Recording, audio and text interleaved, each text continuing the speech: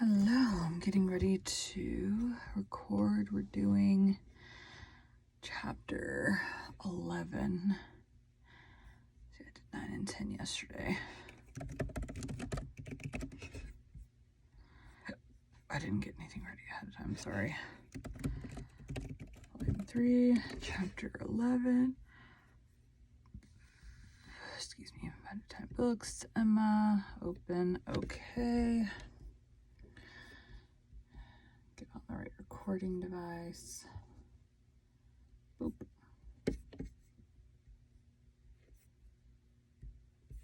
Okay, By the Time Books.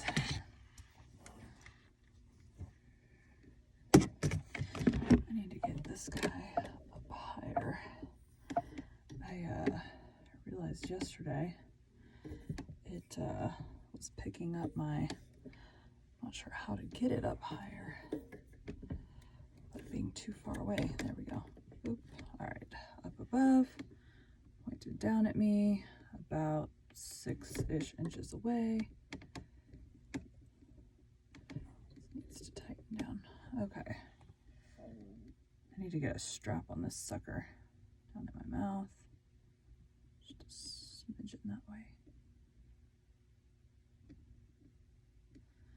Mic placement, dude, is hard. So I was recording yesterday, and I noticed that it's got to be pointed at my mouth. That should be good. It should be perfect, actually. I think that's the right distance away. Okay, let's go. Welcome to Bite at a Time Books, where we read you your favorite classics one bite at a time. My name is Bree Carlisle, and I love to read and wanted to share my passion with listeners like you. All of the links for our show are in the show notes. Today, we will be continuing Emma by Jane Austen. That's not it. This one. Austen. Chapter 11. Oh, too soon. Get a drink real quick. Forgot to warm up. That's a little bit cold already. Started the tea an hour and a half ago. Austen. Chapter 11. Harriet, poor Harriet. Those were the words. In them lay the tormenting ideas which Emma could not get rid of, and which constituted the real misery of the business to her. Frank Churchill had behaved very ill by herself, very ill in many ways, but it was not so much his behavior as her own, which made her so angry with him. It was the scrape which he had drawn her into on Harriet's account that gave the deepest hue to his offense. Poor Harriet, to be a second time the dupe of her misconceptions and flattery. Mr. Knightley had spoken prophetically when he had once said, "Emma, you have been no friend to Harriet Smith." She was afraid she had done nothing but disservice. It was true that she had not to charge herself, in this instance, as in the former, with being the sole and original owner of the mischief, with having suggested such feelings as might otherwise, where am I?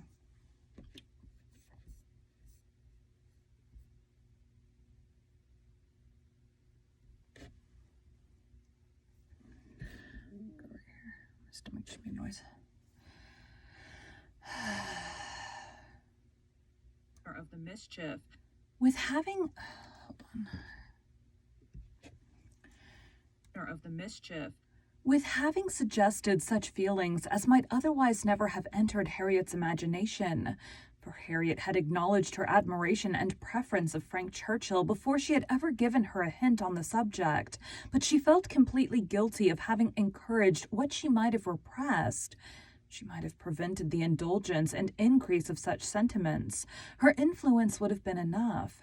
And now she was very conscious that she ought to have prevented them. She felt that she had been risking her friend's happiness on most insufficient grounds. Common sense would have directed her to tell Harriet that she must not allow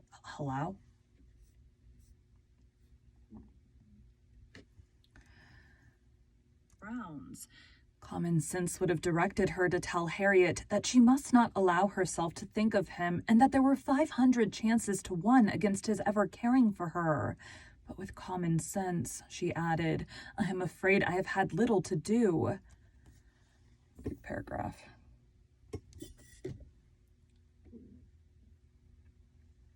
To do. She was extremely angry with herself.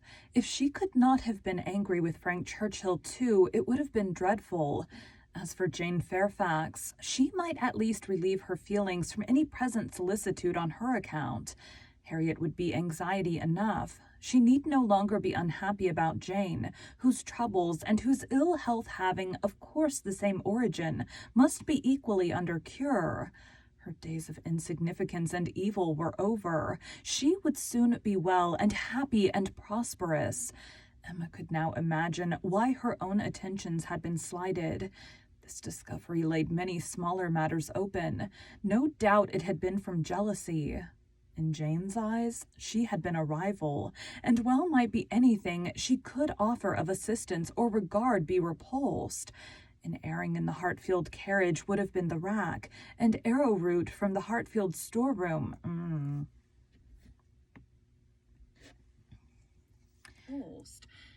airing in the Hartfield carriage would have been the rack, and arrowroot from the Hartfield storeroom must have been poison.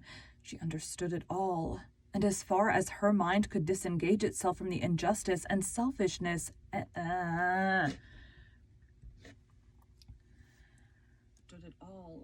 And as far as her mind could disengage itself from the injustice and selfishness of angry feelings, she acknowledged that Jane Fairfax would have neither elevation nor happiness beyond her desert. But poor Harriet, with such an engrossing charge, there was little sympathy to be spared for anybody else. Emma was sadly fearful that this second disappointment would be more severe than the first. Considering the very superior claims of the object, it ought, and judging by its apparently stronger effect on Harriet's mind, producing reserve and self-command, it would. She must communicate the painful truth, however, and as soon as possible. An injunction of secrecy had been among Mr. Weston's parting words. For the present, the whole affair was to be completely a secret. Mr. Churchill had made a point of it as a token of respect to the wife he had so very recently lost, and everybody admitted it to be no more than due decorum. Emma had promised, but still Harriet must be accepted. It was her superior duty. Can't tell, I think this is slightly too far away.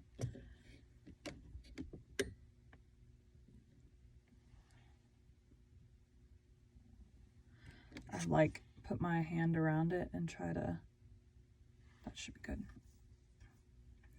It's supposed to be, I measured from here to here. Yeah, it's probably about 6 inches.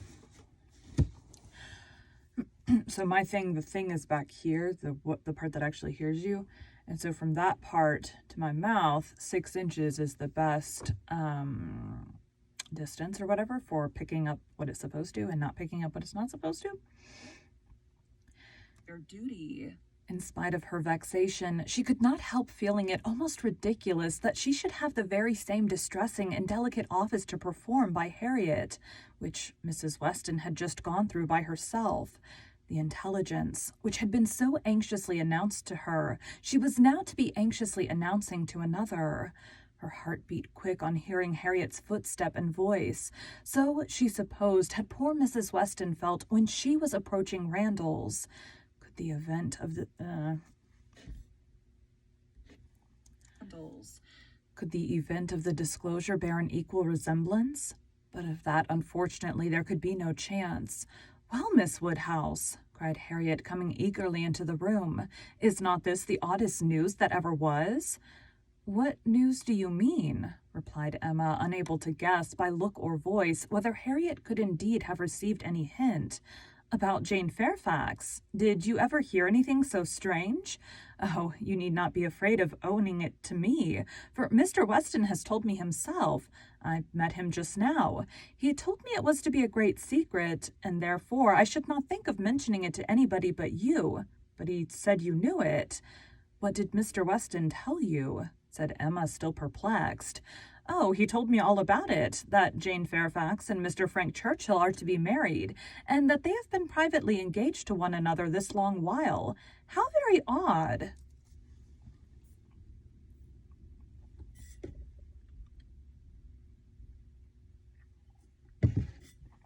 Very odd. It was indeed so odd. Harriet's behavior was so extremely odd that Emma did not know how to understand it. Her character appeared absolutely changed. She seemed to propose, showing no agitation or disappointment or peculiar concern in the discovery. Emma looked at her, quite unable to speak. "Had you any idea," cried Harriet, "of his being in love with her? You perhaps might. You," blushing as she spoke, "who can see into everybody's heart, but nobody else." "Upon my word," said Emma, "I began to doubt my having any such talent. Can you seriously ask me, Harriet, whether I imagined him attached to another woman at the very time that I was, tactily, if not openly, encouraging you to give way to your own feelings? I never had the slightest suspicion till within the last hour of Mr. Frank Churchill's having the least regard for Jane Fairfax. You may be very sure that if I had, I should have cautioned you accordingly." "Me?" cried Harriet, coloring and astonished. "Why should you caution me? You do not think I care about Mr. Frank Churchill?" "I am delighted to hear you speak so stoutly on the subject," replied Emma, smiling. "But you do not mean to deny that there was a time, and not very distant either, when you gave me reason to understand that you did care about him." "Him? Never, never. Dear Miss Woodhouse, how could you so mistake me?" turning away distressed. "Harriet," cried Emma after a moment's pause, "what do you mean? Good heaven, what do you mean? Mistake you? Am I to suppose, then—" She could not speak another word. Her voice was lost, and she sat down, waiting in great terror till Harriet should answer. Harriet, who was still standing at some distance, and with face turned from her, did not immediately say anything. And when she did speak, it was in a voice nearly as agitated as Emma's. "I should not have thought it possible," she began, "that you could have misunderstood me. I know we agreed never to name him, but considering how infinitely superior he is to everybody else, I should not have thought it possible that it could be supposed to mean any other person. Mr. Frank Churchill, indeed. I do not know who ever look at him. Mr. Frank Churchill, indeed. I do not know who would ever look at him in the company of the other. I hope I have a better taste than to think of Mr. Frank Churchill, who is like nobody by his side, and that you should have been so mistaken is amazing. I am sure, but for believing that you entirely approved and meant to encourage me in my attachment, I should have considered it at first too great a presumption almost to dare to think of him. At first, if you had not told me that more wonderful things had happened, that there had been matches of greater disparity, those were your very words, I should have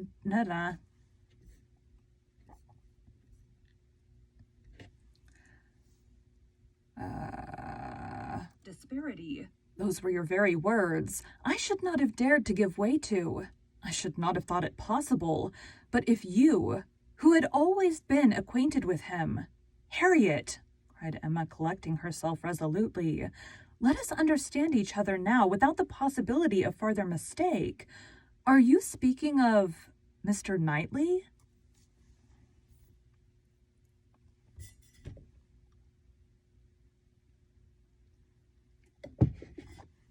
Knightley? To be sure I am. I never could have any idea of anybody else, and so I thought you knew. When we talked about him, it was as clear as possible. Not quite, returned Emma with forced calmness, for all that you then said appeared to me to relate to a different person.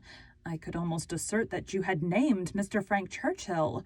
I am sure the service of Mr. Frank Churchill had rendered you in protecting you from the gypsies was spoken of. Oh, Miss Woodhouse, how you do forget! My dear Harriet, I perfectly remember the substance of what I said on the occasion. I told you that I did not wonder at your attachment, that considering the service he had rendered you, it was extremely natural, and you agreed to it, expressing yourself very warmly as to your sense of that service, and mentioning even what your sensations had been in seeing him come forward to your rescue. The impression of it is strong on my memory. "Oh dear," cried Harriet. "Now I recollect what you mean, but I was thinking of something very different at the time. It was not the gypsies. It was not Mr. Frank Churchill that I meant. No," with some elevation, "I was thinking of a much more precious circumstance, of Mr. Knightley's coming and asking me to dance when Mr. Elton would not stand up with me, and when there was no other partner in the room. That was the kind action. That was the noble benevolence and generosity. That was the service which made me begin to feel how superior he was to every other being upon the earth." The earth? "Good God," cried Emma, "this has been a most unfortunate, most deplorable mistake. What is to be done?" "You would not have encouraged me then if you had understood me? At least, however, I cannot be worse off than I should have been. If the other had been the person, and now it is possible—" She paused a few moments. Emma could not speak. "I do not wonder, Miss Woodhouse," she resumed, "that you should feel a great difference between the two as to me or as to anybody. You must think one 500 million times more above me than the other. But I hope, The other? But I hope, Miss Woodhouse, that supposing that if, strange as it may appear, but you know they were your own words, that more wonderful things had happened, matches of greater disparity had taken place than between Mr. Frank Churchill and me, and therefore it seems as if such a thing even as this may have occurred before, and if I should be so fortunate, beyond expression, as to, if Mr. Knightley should really, if he does not mind the disparity, I hope, dear Miss Woodhouse, you will not set yourself against it and try to put difficulties in the way. But you are too good for that, I am sure." Harriet was standing at one of the windows. Emma turned round to look at her in consternation and hastily said, "Have you any idea of Mr. Knightley's returning your affection?" "Yes," replied Harriet modestly but not fearfully. "I must say that I have."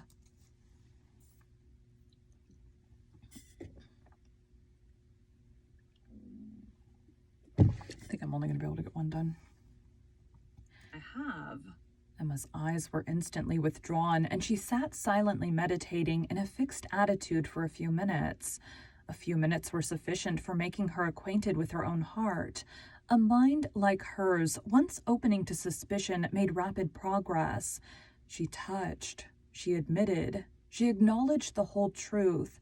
Why was it so much worse that Harriet should be in love with Mr. Knightley than with Frank Churchill? Why was the evil so dreadfully increased by Harriet's having some hope of a return?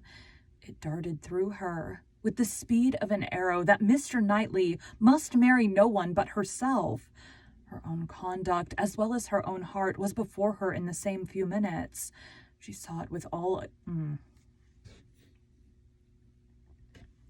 Minutes. She saw it with a clearness... Dang it. Minutes. She saw it all with a clearness which had never blessed her before. How improperly she had been acting by Harriet. How inconsiderate, how indelicate, how irrational, how unfeeling had been her conduct. What blindness, what madness had led her on. It struck her with dreadful force, and she was ready to give it every bad name in the world. Some portion of respect for herself, however, in spite of all these demerits, some concern for her own appearance, and a strong sense of justice by Harriet. There would be no need of compassion to the girl who believed herself loved by Mr. Knightley. But justice required that she should not be made unhappy by any coldness now, gave Emma the resolution to sit and endure farther with calmness, with even apparent kindness. For her own advantage, indeed, it was fit that the utmost extent of Harriet's hopes should be inquired into, and Harriet had done nothing to forfeit the regard and interest which had been so voluntarily formed and maintained, or to deserve to be slighted by the person whose counsels had never led her right. Rousing from reflection, therefore, and subduing her emotion, she turned to Harriet again, and in a more inviting accent renewed the conversation. For as to the subjects which had first introduced it, the wonderful story of Jane Fairfax, that was quite sunk and lost. Neither of them thought but of Mr. Knightley and themselves. Harriet, who had been standing in no unhappy reverie, was yet very glad to be called from it by the now encouraging manner of such a judge and such a friend as Miss Woodhouse, and only wanted invitation to give the history of her hopes with great though trembling delight. Emma's tremblings as she asked and as she listened were better concealed than Harriet's, but they were not less. Her voice was not unsteady, but her mind was in all the perturbation that such a development of self, such a burst of threatening evil, such a confusion of sudden and perplexing emotions must create. She listened with much inward suffering, but with great outward patience to Harriet's detail, methodical, or or very well arranged, or very well delivered, it could not be expected to be, but it contained, when separated from all the feebleness and tautology of the narration, a substance to sink her spirit, especially with the corroborating circumstances which her own memory brought in favor of Mr. Knightley's most improved opinion of Harriet.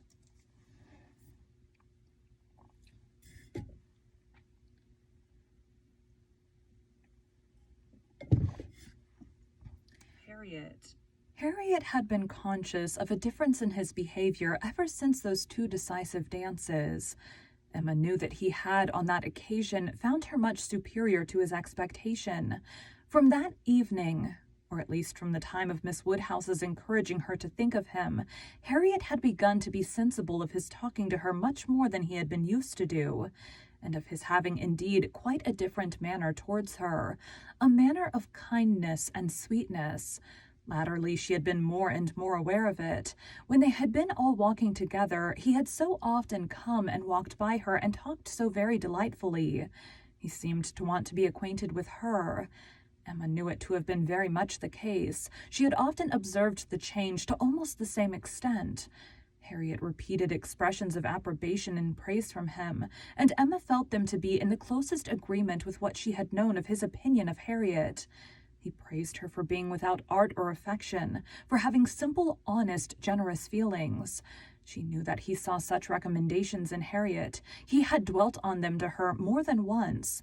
Much that lived in Harriet's memory, many little particulars of the notice she had received from him, a look, a speech, a removal from one chair to another, a compliment implied, a preference inferred, had been unnoticed, because unsuspected by Emma.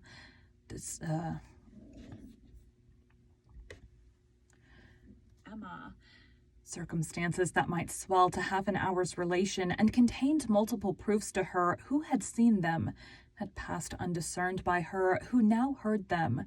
But the two latest occurrences to be mentioned, the two of strongest promise to Harriet, were not without some degree of witness from Emma herself. The first was his walking with her apart from the others in the lime walk at Donwell, where they had been walking some time before Emma came, and he had taken pains, as she was convinced, to draw her from the rest to himself.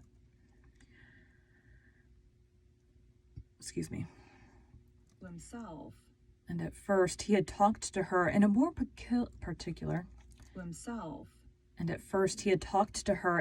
particular way than he had ever done before.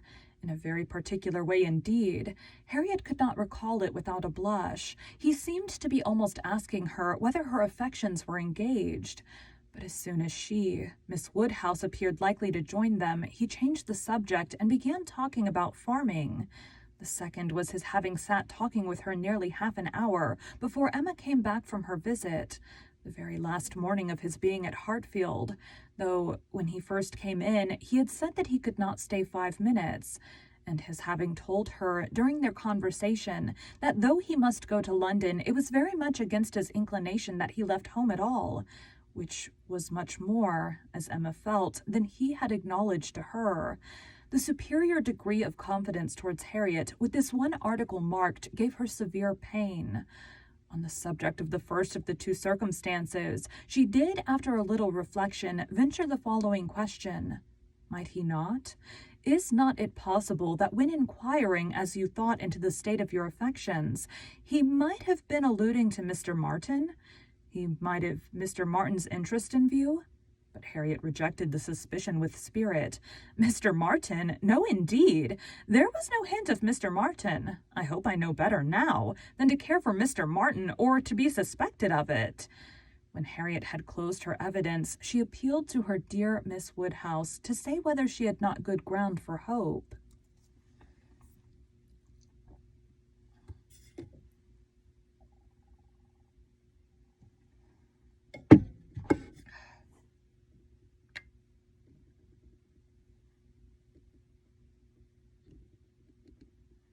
I swear getting a microphone in place is like an art form.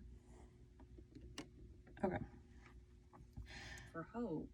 I never should have presumed to think of it at first, said she. But for you. You told me to observe him carefully and let his behavior be the rule of mine, and so I have.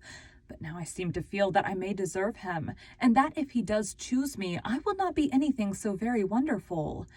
The bitter feelings occasioned by this speech, the many bitter feelings made the utmost exertion necessary on Emma's side to enable her to say on reply, Harriet, I will only venture to declare that Mr. Knightley is the last man in the world who would intentionally give any woman the idea of his feeling for her more than he really does. Harriet seemed ready to worship her friend for a sentence so satisfactory, and Emma was only saved from raptures and fondness, which at that moment would have been dreadful penance, by the sound of her father's footsteps. He was coming through the hall. Harriet was too much agitated to encounter him. She could not compose herself. Mr. Woodhouse would be alarmed. She had better go. With most ready encouragement from her friend, therefore, she passed off through another door. And the moment she was gone, this was the spontaneous burst of Emma's feelings. Oh, God, that I had never seen her! The rest of the day, the following night, were hardly enough for her thoughts. She was bewildered amidst the confusion of all that had rushed on her within the last few hours. Every moment had brought a fresh surprise, and every surprise must be matter of humiliation to her. How to understand it all, how to understand the deceptions she had been thus practicing on herself and living under, the blunders, the blindness of her own head and heart. She sat still, she walked about, she tried her own room, she tried the shrubbery. In every place, every posture, she perceived that she had acted most weakly, that she had been imposed on by others, in a most mortifying degree, that she had been imposing on herself and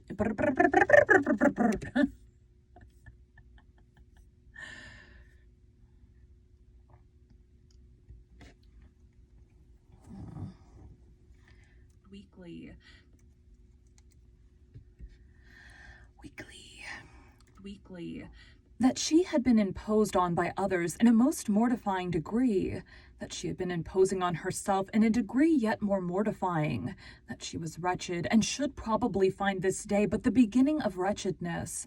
To understand thoroughly,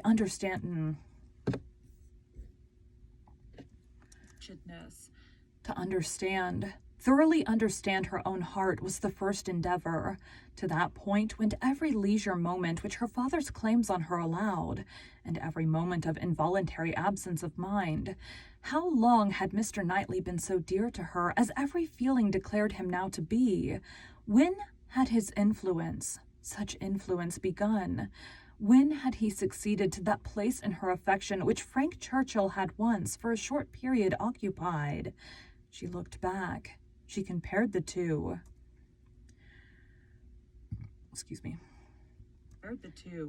Compared them as they had always stood in her estimation from the time of the latter's becoming known to her, and as they must at any time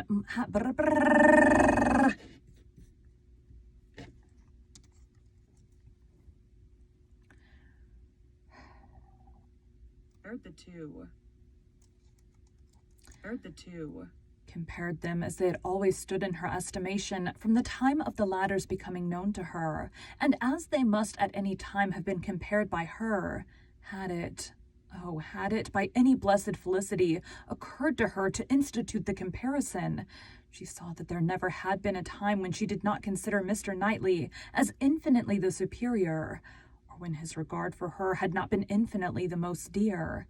She saw that in persuading herself, In fancying, in acting to the contrary, she had been entirely under a delusion, totally ignorant of her own heart, and in short, that she had never really cared for Frank Churchill at all. Gotta be getting to the end, right? Yep. One more big page. And definitely no time for another chapter. At all. This was the conclusion of the first series of reflection. This was the knowledge of herself on the first question of inquiry which she reached, and without being long in reaching it. She was most sorrowfully indignant, ashamed of every sensation but the one revealed to her, her affection for Mr. Knightley. Every other part of her mind was disgusting.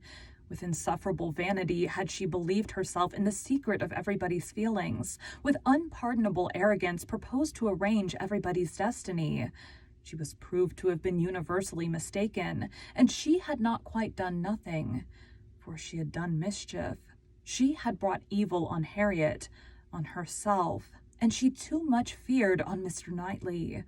Were this most unequal of all connections to take place, on her must rest all the reproach of having given it a beginning.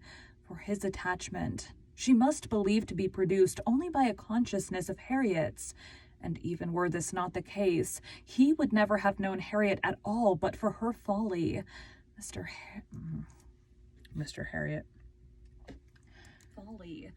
Mr. Knightley and Harriet Smith. It was a union to distance every wonder of the kind. The attachment of Frank Churchill and Jane Fairfax became commonplace, threadbare, stale in comparison, exciting no surprise, presenting no disparity, affording nothing to be said or thought. Mr. Knightley and Harriet Smith, such an elevation on her side, such a debasement on his. It was horrible to Emma to think how it must sink him in the general opinion, to foresee the smiles, the sneers, the merriment it would prompt at his expense, the mortification and disdain of his brother, the thousand inconveniences to himself. Could it be?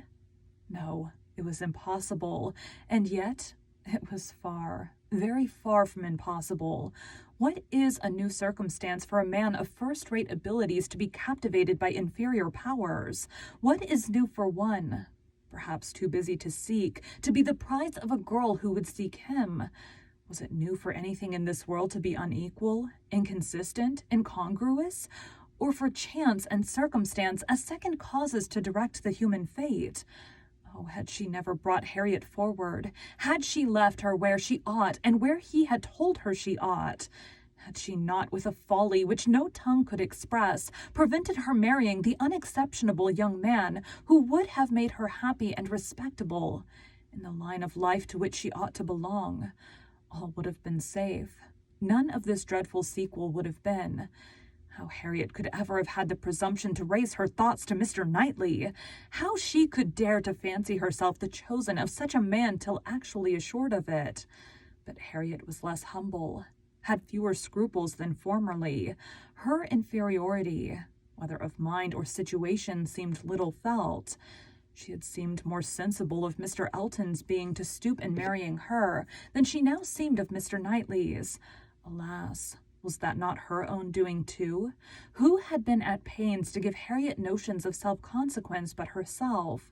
Who but herself had taught her that she was to elevate herself if possible, and that her claims were great to a highly worldly Possible. And that her claims were great to a high worldly establishment. If Harriet, from being humble, were growing vain, it was her doing too.